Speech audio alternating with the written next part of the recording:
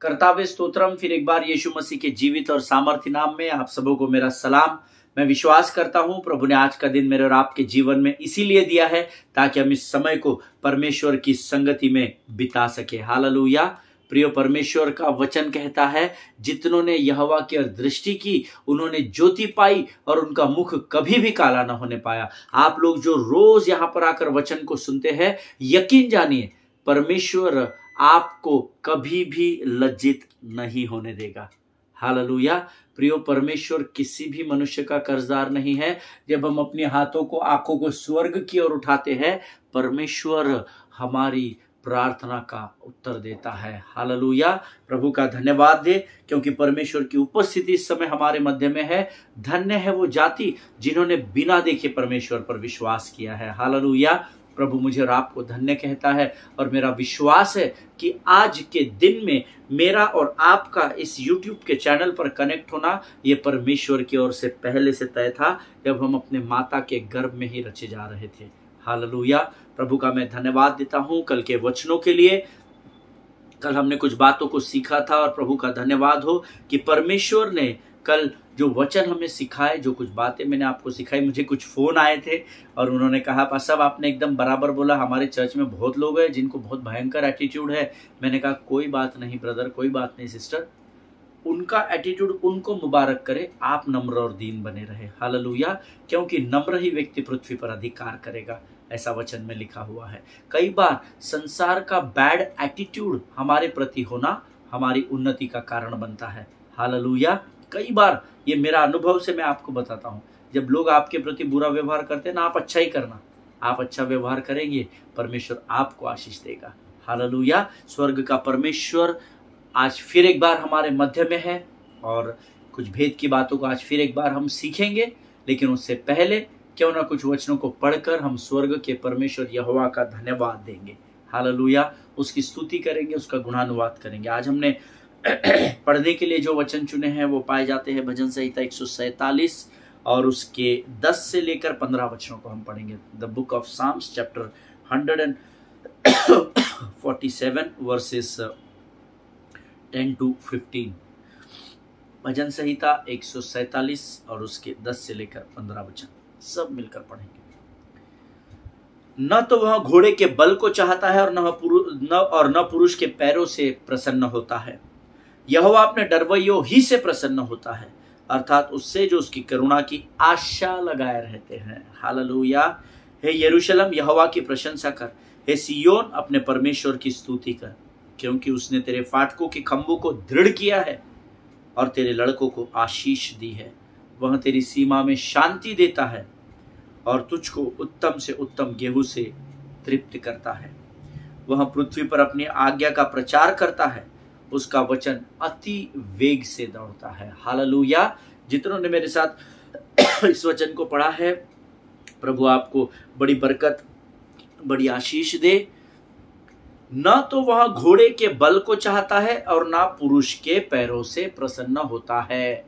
Hallelujah. अगर आप परमेश्वर को लालच देकर प्रसन्न करना चाहते हैं तो आप भूल जाइए। ईमान, परमेश्वर लालची नहीं है, है ना। भजन का लिखने वाला दाऊद कहता है, ना तो तू होम बलि से प्रसन्न होता है, ना तो तू अन्न बलि से प्रसन्न होता है, नहीं तो मैं तुझे जरूर दे देता। हालेलुया। कई बार हम परमेश्वर को खुश करने की कोशिश करते हैं। कई बार हमको लगता है कि जितना हमने ठाना उससे ज्यादा प्रभु के मंदिर में उंडेल दिया तो प्रभु खुश हो जाएगा, है ना, और वो शाबाशी देगा। नहीं नहीं, ऐसा नहीं है। आप और मैं परमेश्वर को लालच नहीं दे सकते, क्योंकि ना तो वह घोड़े के बल को चाहता है और ना पुरुष के पैरों से प्रसन्न होता है। अर्थात सच्चे मन से अगर आप यहोवा को किसी बात का बलिदान नहीं कर रहे हैं तो वो प्रसन्न नहीं होता है। आमीन। हमेशा स्मरण रखें, आप कितना देते हैं ये मायने नहीं रखता, आप किस हृदय से बोते हैं वो बात प्रभु को प्रसन्न करती है। हालेलुया। यहोवा अपने डरवैयों ही से प्रसन्न होता है, अर्थात उनसे जो उसकी करुणा की आशा लगाए रहते हैं। परमेश्वर उनसे प्रसन्न होता है जो उसके करुणा की आशा। प्रभु हम तेरी तुझ पर आशा लगाए रखते हैं और हम जानते हैं प्रभु तेरी करुणा रोज हमारे दिन में नहीं होती, हमारी आशा तुझ पर टिकी हुई है। हालेलुया। प्रियो, परमेश्वर चाहता है कि हम उस पर आशा लगाए रहे।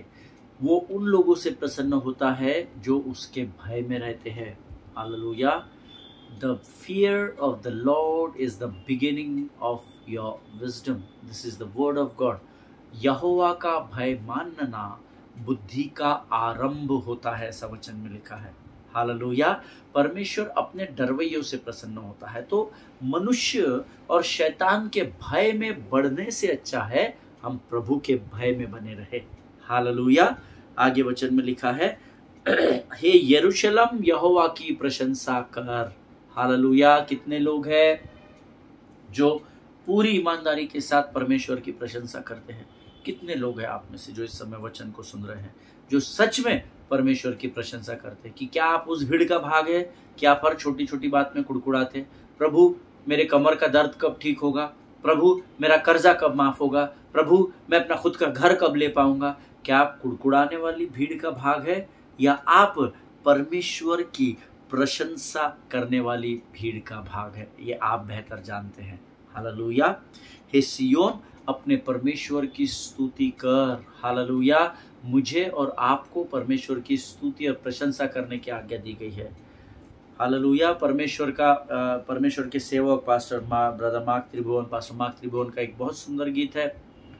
तेरी स्तुति प्रशंसा हो, तेरी हर पल महिमा हो, तू अवर्णित है, तू सुंदर है, मेरा पहला पहला प्यार है। तेरी स्तुति प्रशंसा हो, तेरी हर पल महिमा हो। हर पल हर क्षण परमेश्वर की स्तुति प्रशंसा और महिमा के गीतों को गाने की आज्ञा मुझे और आपको दी गई, क्योंकि परमेश्वर उन बातों से प्रसन्न होता है। हालेलुया।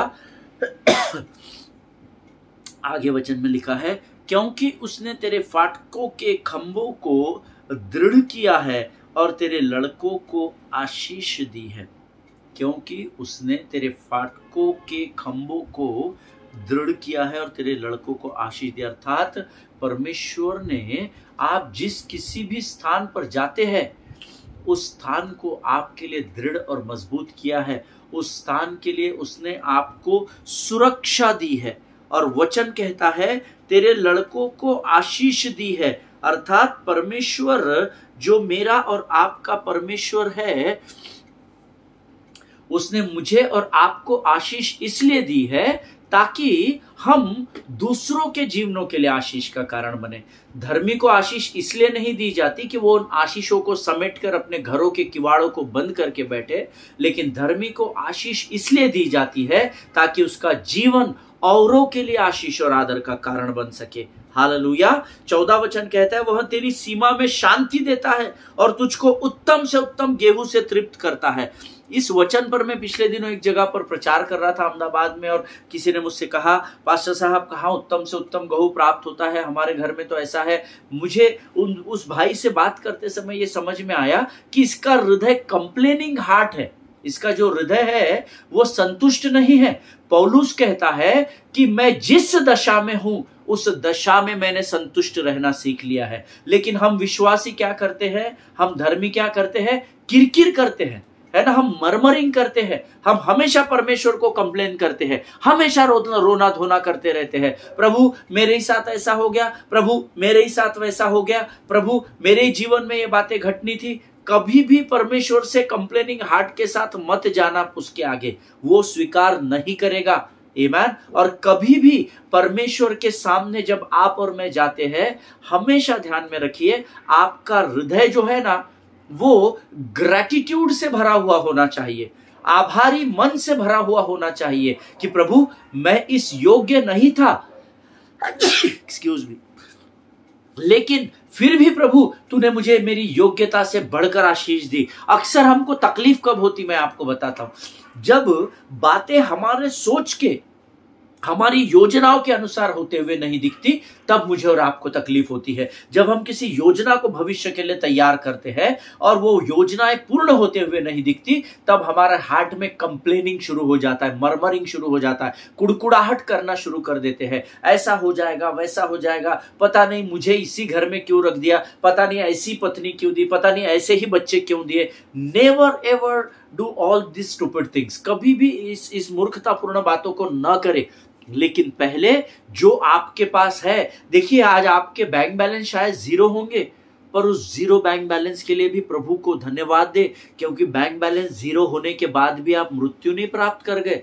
परमेश्वर आपको रोज नया दिन अपनी करुणा में दिखाता है और रोज 2 टाइम की रोटी देता है। हालेलुया। उसके लिए तो धन्यवाद दे। जो है उसके लिए धन्यवाद नहीं दे रहे, जो नहीं है उसके लिए मरमरिंग कर रहे हैं।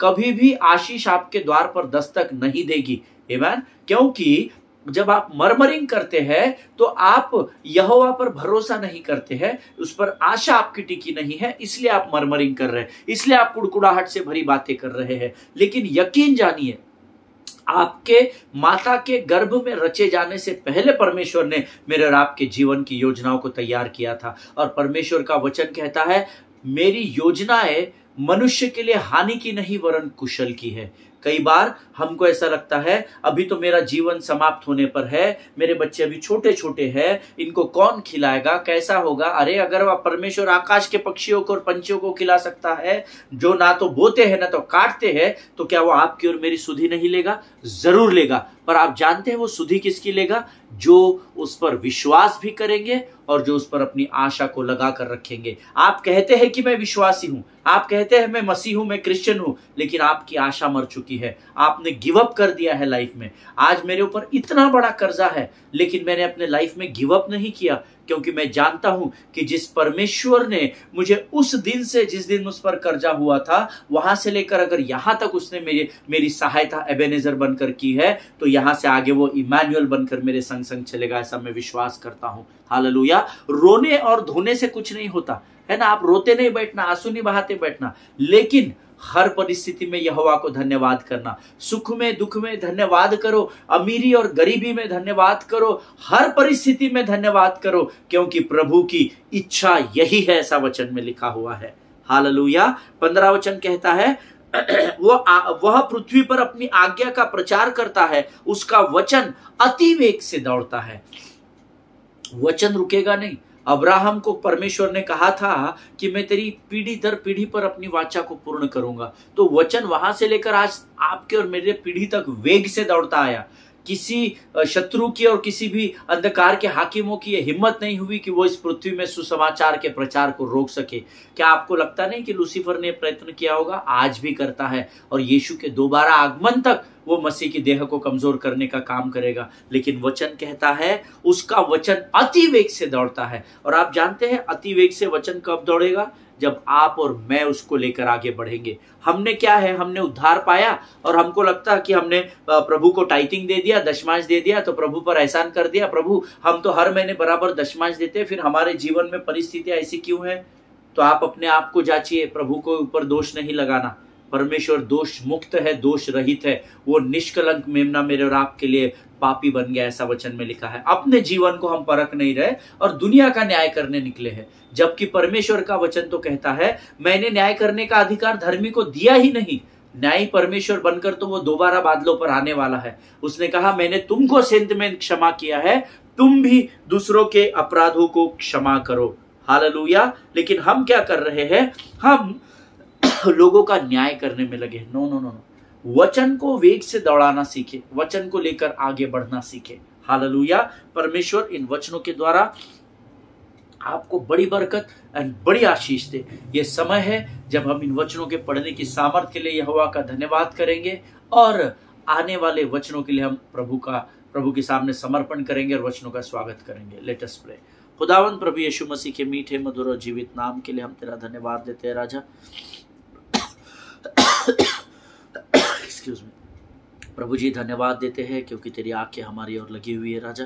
प्रभु जी धन्यवाद देते हैं जो वचन पढ़ने की सामर्थ्य ने हमको दी, उसके लिए हम तेरा धन्यवाद देते हैं। इस समय हम अपने शरीर, प्राण, आत्मा और बुद्धि को तुझे समर्पित करते हैं परमेश्वर पिता। प्रभु जी हम धन्यवाद देते हैं परमेश्वर पिता, क्योंकि तू विश्वास योग्य परमेश्वर है। प्रभु जी, आज जो वचन तू हमारे मध्य में लेकर आया है उसे समझने के लिए लगने वाली स्वर्गीय समझ, बुद्धि और ज्ञान से भरकर तैयार कर राजा। जितने लोग सुन रहे उनमें उन पर अपनी कृपा और दया को उंडेल राजा। सारी बातों में महिमा तुझको देते हैं, आगे के संपूर्ण समय को तुझे सौंपते हैं। अपने आप को यीशु मसीह के लहू में सुरक्षित करते हैं और इस विनती को धन्यवाद और पूरे विश्वास के साथ हमारे उद्धारकर्ता जीवित परमेश्वर यीशु नासरी के मीठे और पवित्र नाम में मांगते प्रभु सुनिए और बड़ी दया से ग्रहण करें। आमीन आमीन। हालेलुया।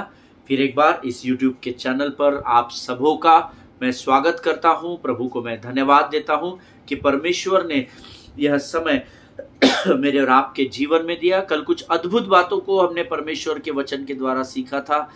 मैंने आपको कहा था कि कलीसिया में ऐसे लोग मिलेंगे जो आपको बहुत ही गंदा एटीट्यूड देंगे, जो आपको इग्नोर करेंगे, लेकिन आप उनको इग्नोर नहीं करना, आप एटीट्यूड नहीं दिखाना, क्योंकि शत्रु की चालाकी को मुझे और आपको समझना पड़ेगा।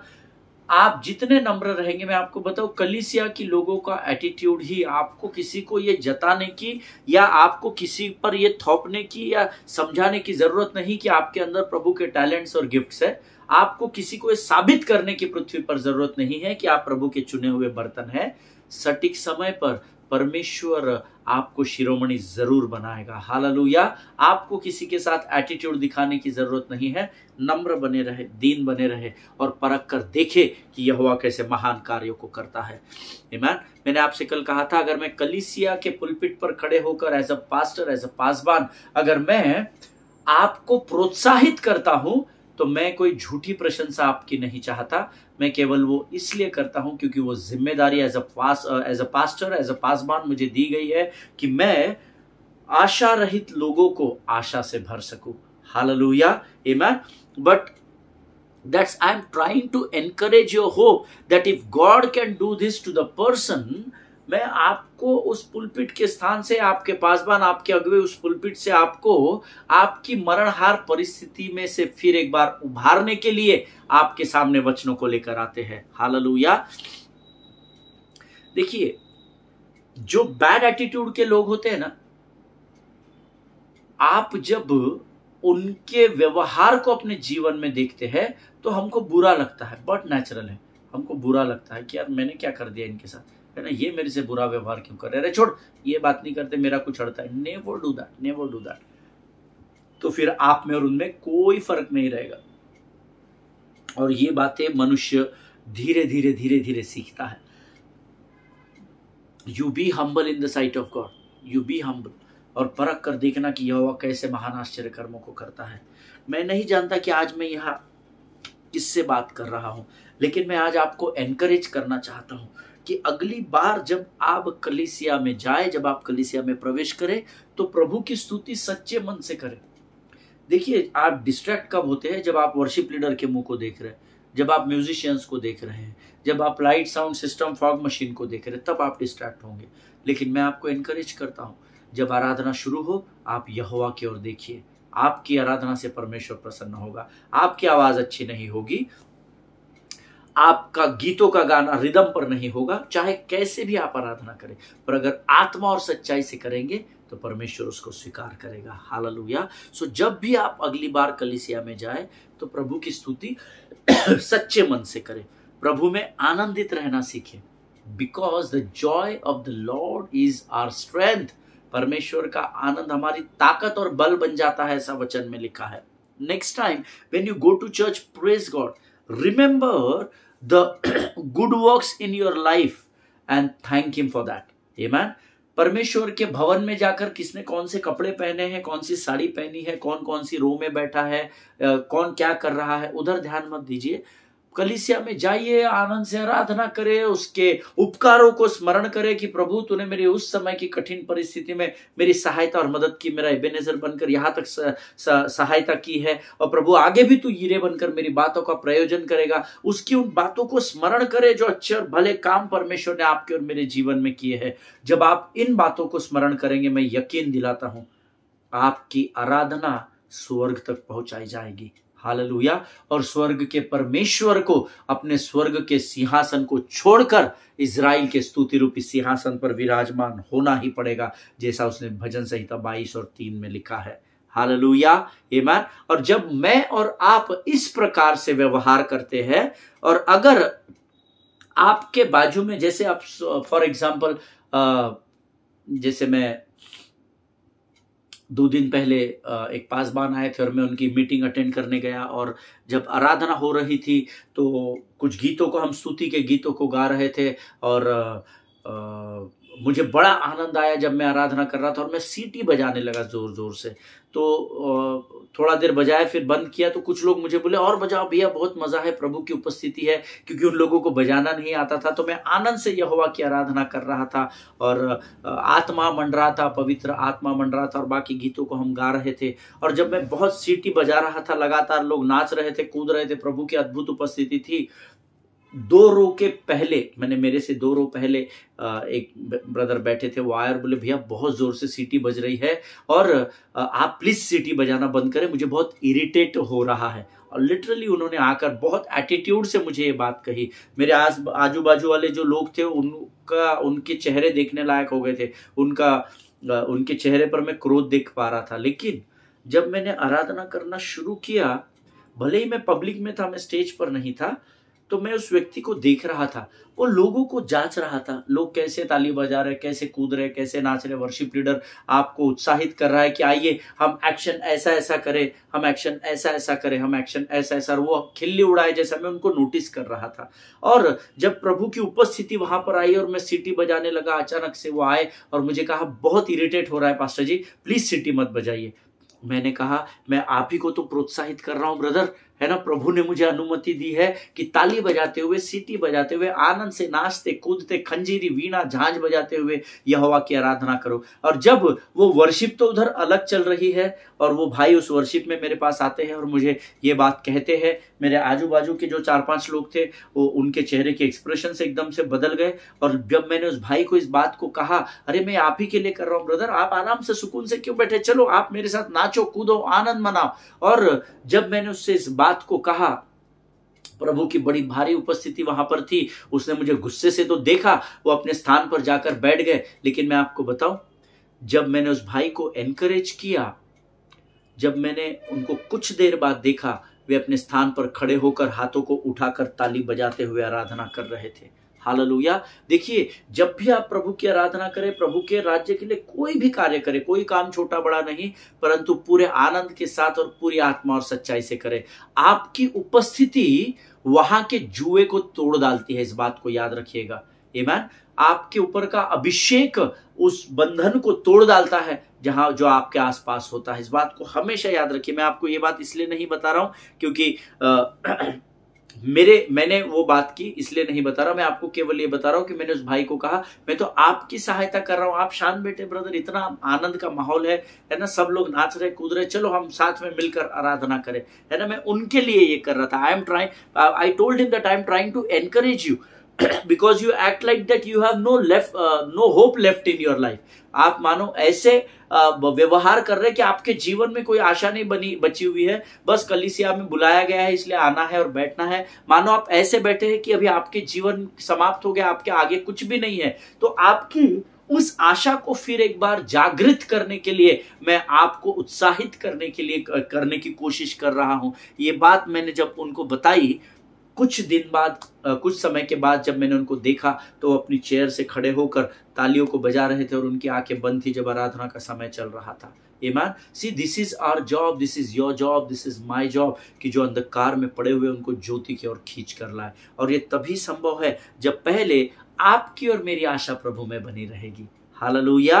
प्रियो, आज मुझे और आपको एक ऐसे माहौल या ऐसे संगति की जरूरत है जहां लोग आपकी आशा को प्रभु की ओर लेकर बढ़े। आमीन।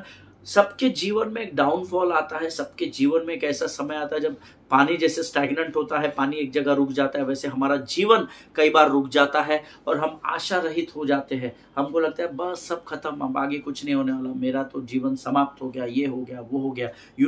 ऐसे समय में हमको ऐसे माहौल या ऐसे संगति की जरूरत होती है जो आपको निराशा में भी आशा की किरण को दिखा सके। Hallelujah, amen. You need to be in an environment where people encourage your hope.